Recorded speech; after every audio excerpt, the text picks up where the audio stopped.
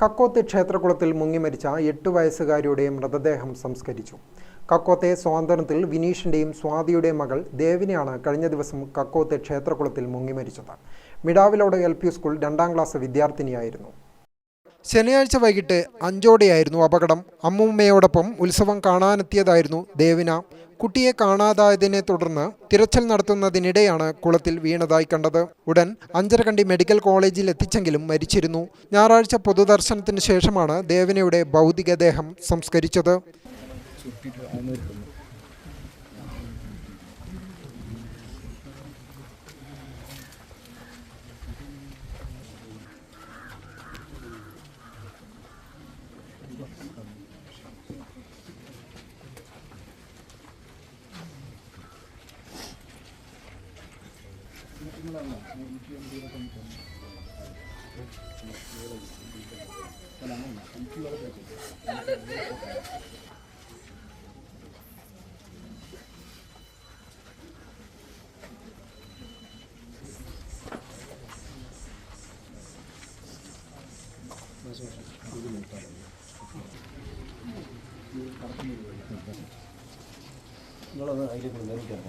Ramp വഴി ഇറങ്ങിയോ? റാമ്പിലോട്ട് ഇറങ്ങി.